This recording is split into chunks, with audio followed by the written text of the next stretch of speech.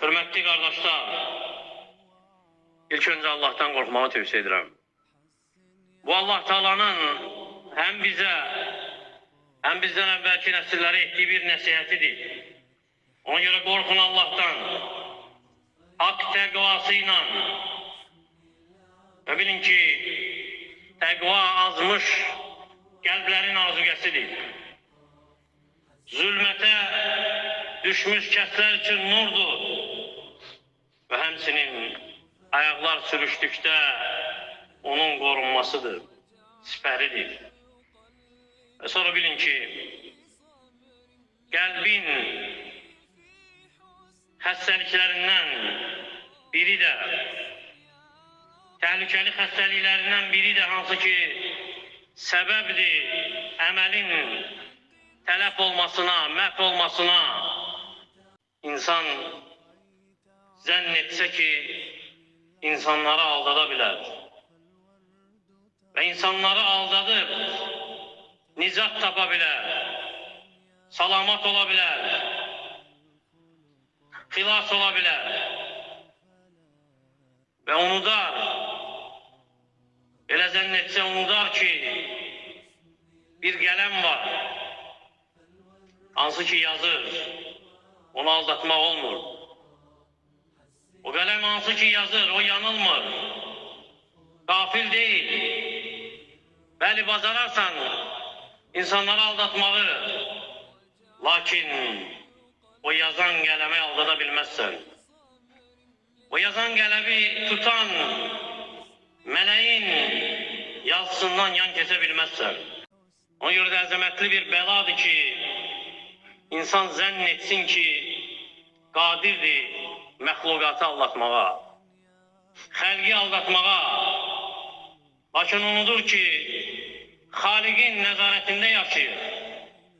Bəli, bacararsan istədiyini insanlara göstərməyə, bacararsan qəzəbli halda təbəssüm etməyə, gülməyə, bacararsan xəstə qəlblə təqvalı görünməyə, bacararsan dünyanı qəsd etdiyin halda hikmətlə danışmağı, bacararsan islahdan uzaq ola-ola zahidlik, salih libası geyinməyi.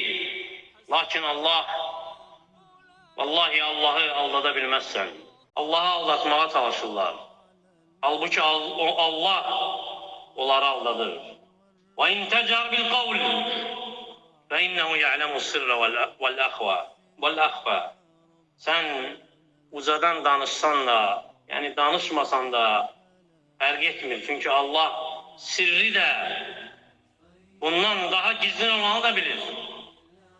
Bilir Allah Teala ne gizletmişsen ve gizlettiğinden de gizli olanı bilir.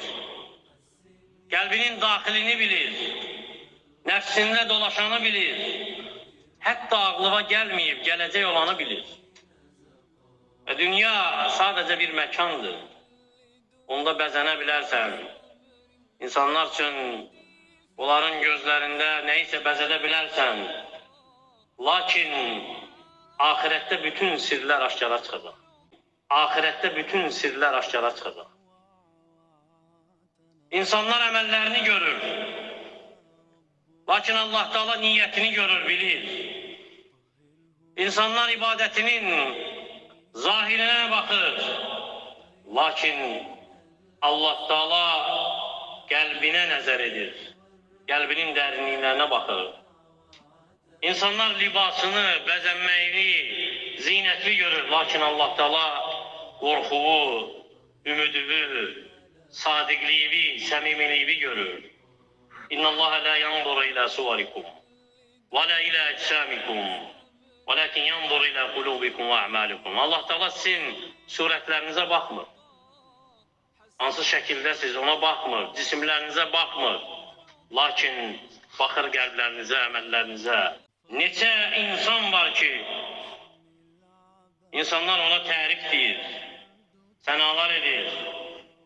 Halbuki Allah yanında ən pis məxluqdur. Neçə kişi var ki, insanlar onun zahid, abid olduğunu bilir. Allah'tan korkan sayır. Halbuki qəlbi ahirət üçün yox, dünya üçün çırpınır. Neçə insan var ki, təriflənir, gözəl əxlaq sahibidir deyə. Halbuki niyyəti korlanıb. Hədəfi, məqsədi riyakarlıqdır, şan, şöhrətdir, dünyadan pay əldə etməkdir, nəyəsə nail olmaqdır. يَوْمَ تُبْلَ السَّرَائِرُ فَمَا لَهُ مِنْ قُوَّةٍ وَلَا نَاصِرٍ. O gün bütün sirlər ortaya çıxacaq.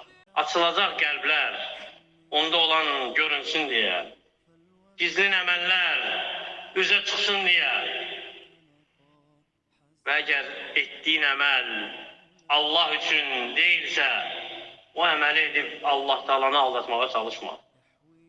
Ola bilər insanlar təəccüblənsin namazına görə, heyran olsunlar sənə axıtdığın gözyaşına görə, elminə görə, səsinə görə, valih olsunlar zahidliyinə görə.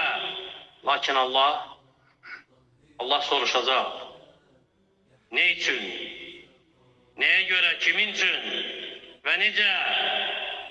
Və müsibət, ən böyük müsibət odur ki, kişi ölüm ayağında özü öz nəfsini aldadır.